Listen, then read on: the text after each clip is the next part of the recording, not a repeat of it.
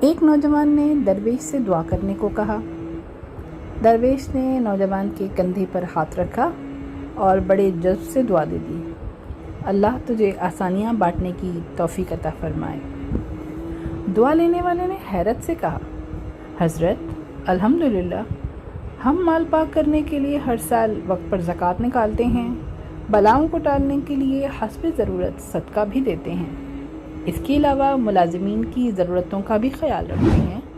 ہماری کامواری کا ایک بچہ ہے جس کی تعلیم کا خرچہ ہم نے اٹھا رکھا ہے، اور اللہ کی توفیق سے ہم تو کافی آسانیاں بانٹ چکے ہیں۔ درویش تھوڑا سا مسکرایا اور بڑے دھیمے اور میٹھے لہجے میں بولا، میرے بچے، پیسے، کھانا، یہ سب تو رزق کی مختلف قسمیں ہیں، اور یاد رکھو رازق اور رزاق صرف اور صرف اللہ تعالیٰ کی ذات ہے۔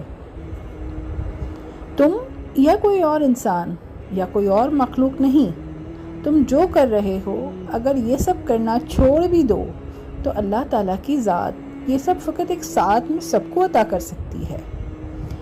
ہاں، اگر تم یہ کر رہے ہو تو صرف اپنے اشرف المخلوقات ہونے کی ذمہ داری ادا کر رہے ہو۔ درویش نے نرمی سے اس کا ہاتھ اپنے دونوں ہاتھوں میں لیا اور پھر سے بولا، میرے بچے، آؤ میں تمہیں سمجھاؤں کہ آسانیاں بانٹنا کسے کہتے ہیں۔ کبھی کسی اداس اور مایوس انسان کے کندھے پر ہاتھ رکھ کر پیشانی پر کوئی شکن لائے بغیر 1 گھنٹہ اس کی لمبی اور بے مقصد بات سننا آسانی ہے۔ اپنی ضمانت پر کسی بیوہ کی جوان بیٹی کے رشتے کے لیے سنجیدگی سے تگ و دو کرنا آسانی ہے۔ صبح دفتر جاتے ہوئے اپنے بچوں کے ساتھ محلے کے کسی یتیم بچے کی اسکول لے جانے کی ذمہ داری لینا، یہ آسانی ہے۔ ہاں، اگر تم کسی گھر کے داماد یا بہنوئی ہو تو خود کو سسرال میں خاص اور افضل نہ سمجھنا، یہ بھی آسانی ہے۔ غصے میں بپھرے کسی آدمی کی کڑوی کسیلی اور غلط بات کو نرمی سے برداشت کرنا، یہ بھی آسانی ہے۔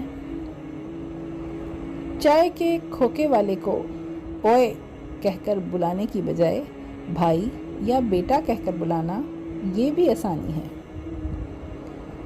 گلی محلے میں ٹھیلے والے سے بحث مباحثے سے بچ کر خریداری کرنا، یہ بھی آسانی ہے۔ یاد رکھو، تمہارا اپنے دفتر، مارکیٹ یا فیکٹری کے چوکیدار اور چھوٹے ملازمین کو سلام میں پہل کرنا، دوستوں کی طرح گرم جوشی سے ملنا، کچھ دیر رک کر ان سے ان کے بچوں کا حال پوچھنا، یہ بھی آسانی ہے۔ ہسپتال میں اپنے مریض کے برابر والے بستر کے انجان مریض کے پاس بیٹھ کر اس کا حال پوچھنا اور اسے تسلی دینا، یہ بھی آسانی ہے۔ ٹریفک اشارے پر تمہاری گاڑی کے آگے کھڑے شخص کو ہارن نہ دینا، جس کی موٹر سائیکل بند ہو گئی ہو تو سمجھو یہ بھی ایک آسانی ہے۔ درویش نے حیرت میں ڈوبے ہوئے نوجوان کو شفقت سے سر پر ہاتھ پھیرا اور سلسلہ کلام جاری رکھتے ہوئے دوبارہ متوجہ ہوتے ہوئے کہا، بیٹا، تم آسانی پھیلانے کا کام گھر سے کیوں نہیں شروع کرتے؟ وہ کیسے؟ آج واپس جا کر باہر دروازے کی گھنٹی صرف 1 مرتبہ دے کر دروازہ کھلنے تک انتظار کرنا۔ آج سے باپ کی ڈانٹ ایسے سننا جیسے موبائل پر گانے سنتے ہو۔ آج سے ماں کی پہلی آواز پر جہاں کہیں بھی ہو فوراً دوڑ کے ان کے پاس پہنچ جایا کرنا۔ اب انہیں تمہیں دوسری آواز دینے کی نوبت نہ آئے۔ آئندہ سے بیوی کی غلطی پر سب کے سامنے اس کو ڈانٹ ڈپٹ مت کرنا۔ سالن اچھا نہ لگے تو دسترخوان پر حرف شکایت بلند نہ کرنا۔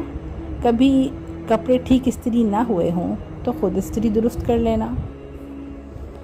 میرے بیٹے، ایک بات ہمیشہ یاد رکھنا، زندگی تمہاری محتاج نہیں ہے، تم زندگی کے محتاج ہو۔